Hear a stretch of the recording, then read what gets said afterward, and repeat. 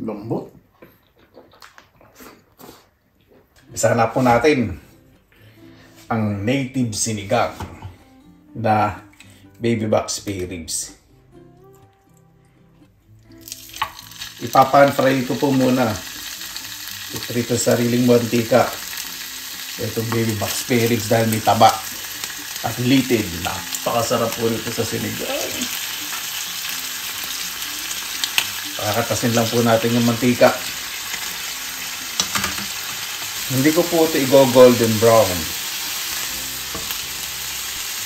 Medyo magre-release lang po ng konting mantika. Konti lang. Hindi naman marami. Yan, basta nagmantika na po yung kawali. Pwede na po yan. Pwede na po ang sibuyas sa gilid. Para habang umaatas yung mantika, nagigisa po yung sibuyas, di ba? At kamatis sa other side. Gisa lang po natin maayos dahil nag-release na po ng maayos na mantika hanggang sa madurog po yung kamatis. Gusto ko po kasi sa sinigang Tagalog, native sinigang, yung kamatis durog-durog sa medyo kumukulay po sa sabaw, mas malasa para mas mabilis mag-release ng liquid. Mag-isa, lagay po tayo asin.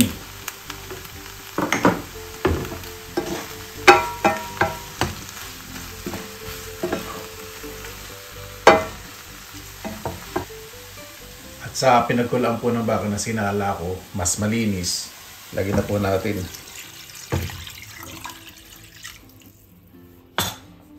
Takpan natin. Ilan po natin kumulo. Dahil malambot naman po yung baka. At kapag kumukulo na, yan, napakaganda ng gulay.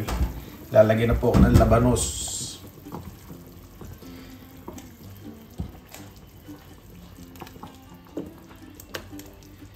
Lalagay na rin po ako ng gabi. May nabili po akong gabi sa Asian shop. Yung mga gulay po na ilalagay ko po ngayon, bukod sa labanos, kompleto po yung gulay natin ngayon.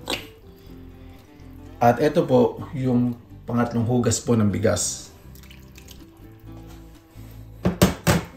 Kuluin lang po natin hanggang sa lumambot po yung gabi. Ayan! Lalagay na po ako ng okra. Tuwa po kanina, nagpunta po ako sa Oriental Shop. Lagyan na rin ako sili. Ito sa gitna. Para malupit ang presentation. Sitaw.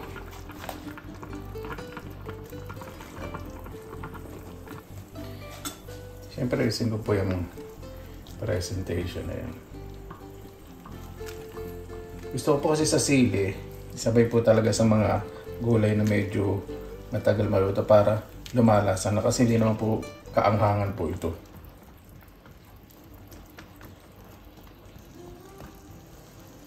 Lalagay na po ako ng sinigang mix. Wala pong sampalok eh. Bihira lang po yun. Minsan galing pa po Thailand. Pag dumating po rito, naku, may sampalok na mura. Minsan malambot na po.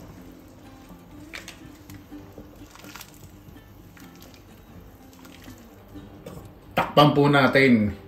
Hintayin po natin medyo mamutla lang po yung sitaw sa kanyang okra. Ayoko pa na overcook. Gusto ko pa may konting crunch o lutong pa yung gulay. Ayan, namutla na po. Namumutla na ako sa gutom. Yung okra sa kanyang sitaw. Talagay po ako ng bilog na talong. Masarap din po ito sa sa pinakbe. At lalagay din ako ng bago ako maglagay ng kangkong. Tangkay po muna ng kangkong ilalagay ko. Hindi pa po yung dahon. Ibabaw po muna natin. Siyempre, itong karne. Baka kasi mamaya maging giniling na yan mamaya, sobrang kulo. Di ba napakaganda po. Lalagay na po ko na, ito po yung paborito ko sa sinigang. Ito pong tangkay ng kangkong na gagamitin. Ito po yung upland. Upland. Yung maninipis po ang dahon. lang po dyan. Napakasarap. Pwede ka ba overloaded sa sarap ng ating sinigang. Yan. Inibabaw ko na po yung okra kasi ayoko pong ma-overcook po yung okra. Etong talong naman po ito, hindi ito po ito mabilis na mambot. Medyo matigas po yung talong po na yun. Lalagay ko na po yung dahon ng kangkong. Dali, hanap tayong space kasi medyo marami din po ito. Sa kapag may natitira po itong sinigang paborito ko, naglalagay po ko dito sa freezer. Kasi pag gusto ko kumain, init ko na lang. Lalagay ko sa isang container. Yan. Ayan. Maapaw sa sarap. Ayan po nating malanta po yung dahon ng kangkong. Ay, lulutuin ko po ito ng maayos. Kasi nadadali po ko niyan eh. Mahirap pong tunawin sa tente itong upland kangkong. Mas gusto ko po yung malalapad na dahon yung ordinaryong puti. Ayan po. Luto na po ang ating native sinigang na spare ribs. O diba? Napakasarap. Kain na po tayo. Mabuhay! Yan! Maraming salamat na po sa Panginoon. Nagsama-sama na naman po tayo na way safe po ang lahat. Bago tayong isa, pasalamatan po man natin ang Panginoon. Panginoon, maraming salamat po. Nagbisa na lang po. Tapos ang panalinggo na yung bawat sa mga pagpahinga po ng maayos, makasamang pamilya. Doon po sa hindi po nakakapagpahinga, hindi po namin nagkaligtasan. Kaya na po bahala po sa amin, sinusuko na po namin sa inyong lahat sa kanan ng susabihin. Sana pa natin. Ano ko po ang paborito ko? Pineapple soda na walang asukal. Meron din po tayong patis na may sili. Muna tayo ng sabaw.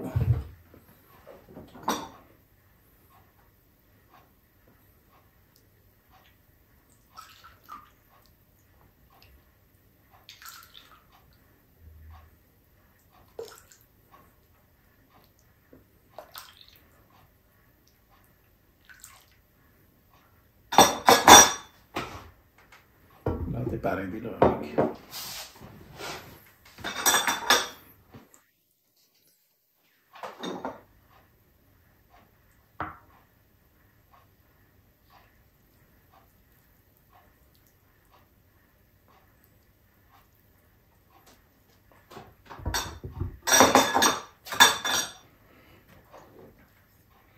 Tignan na rin natin yung sili rito. Yung nakita dito yung dalawa na ito. Ayun, sila pa yung dalawang magkadikit. Ito po yung gabi. Malambot na po yan. Pwede nyo lang pong durugin yung gabi nasa inyo po. Pero ako gusto pa sa sinigang. Ay, kung ganyan, buo.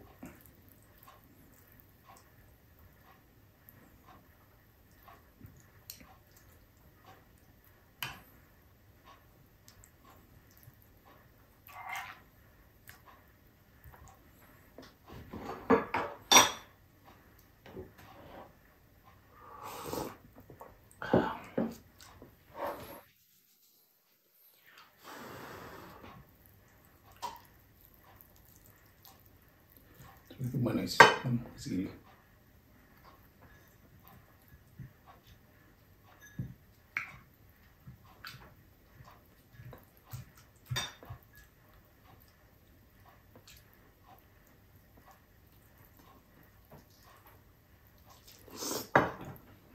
Lambot.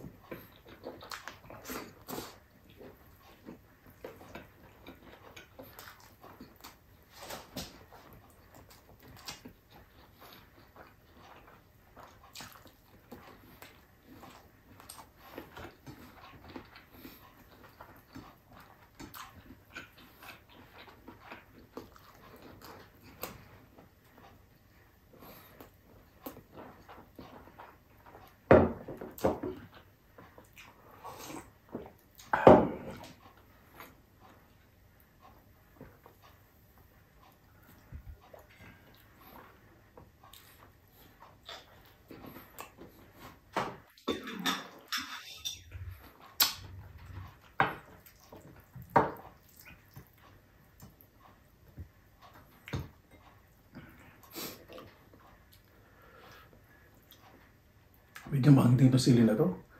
Minsan hindi maangin. Yung panigang na hinubo. Minsan maangin, minsan hindi.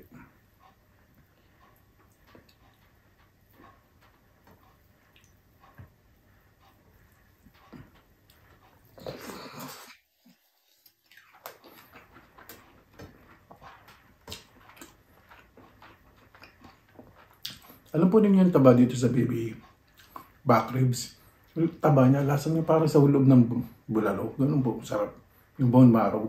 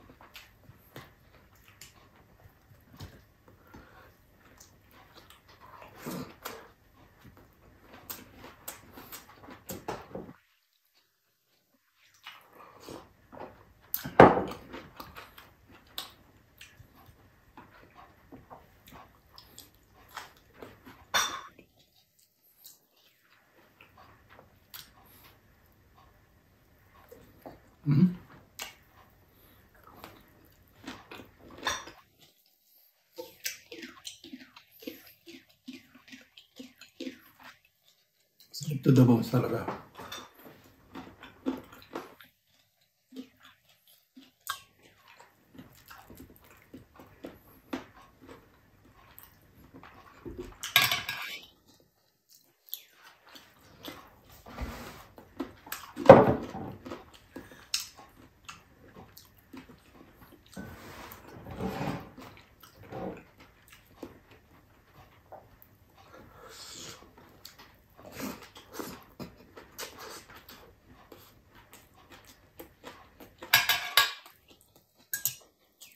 Ito.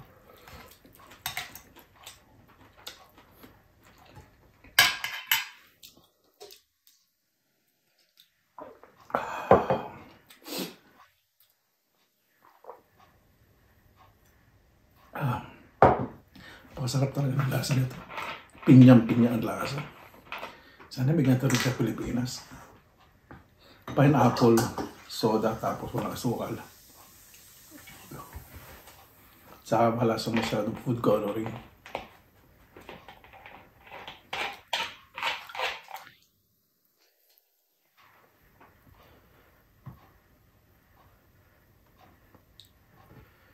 Tapi masarap yung taba.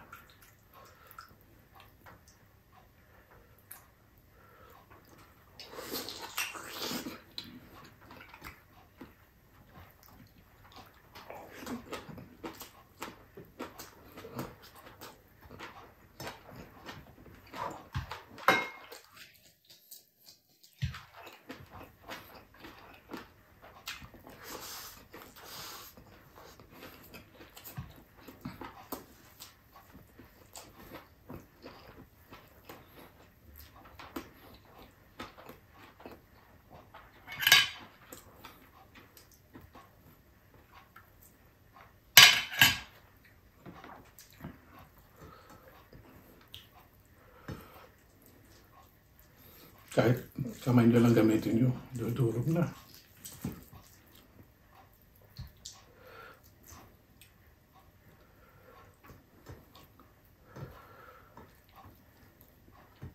Itong gabi nga patikman natin. Creamy. Yung gabi na yang, super yang, ganun po ang lasa. Tapos hindi siya masyadong matamis, tama-tama lang. Tsaka hindi po siya maligas-gas, creamy. Sarap.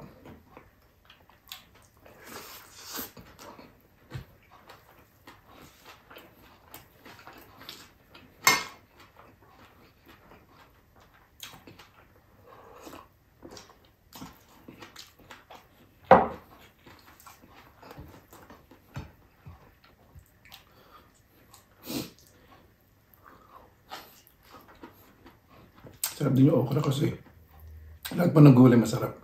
Hindi siya overcook. Pero itong kangkong talaga niluto ko pa ng maayos.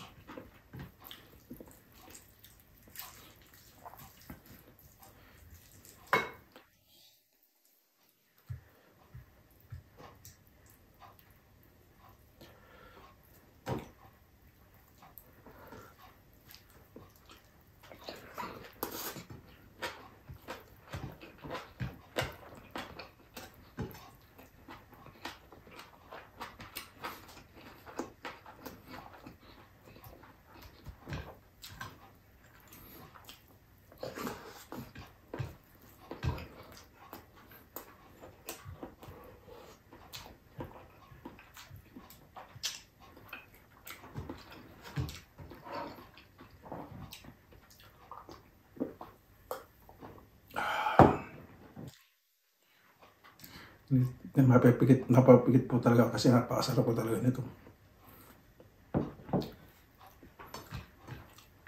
Sa mga juices po nila dito, mga 100% na walang asukal tapos wala food coloring.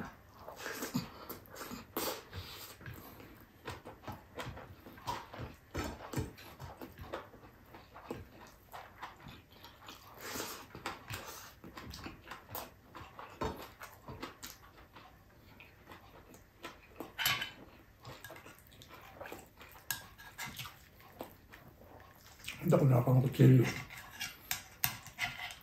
Ito gusto ko itong litid. Ayan. Ito. Itong litid.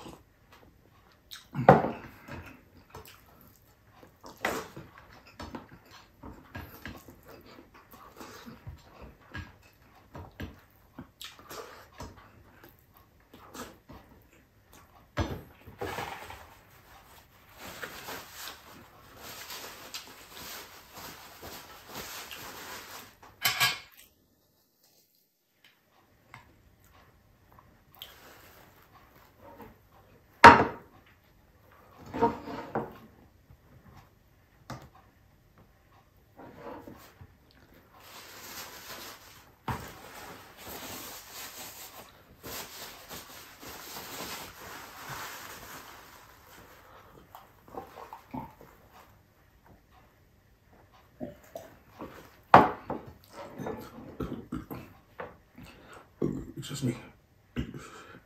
Paano po bago tayo matapos, pasalamatan po muna natin ng Panginoon. Panginoon, maraming salamat po sa biyaya po sa amin sa araw po na ito. Naway bawat isa po makapagpahinga po ng maayos sa mga babayan o kapwa po namin tao na hindi po nakapagpahinga. Lalo na po yung malayo sa pamilya. Hinihiling po namin ang kaligtasan. Kaya po bahala po sa amin. Sinusuko na po namin sa inyo lahat sa kalina Jesus. Amen. Paano po, maraming salamat na po sa inyo oras na ilan sa pinilakarbay. Basta lagi po tayong positive vibes, good vibes. God bless, God po lang yung mga araw.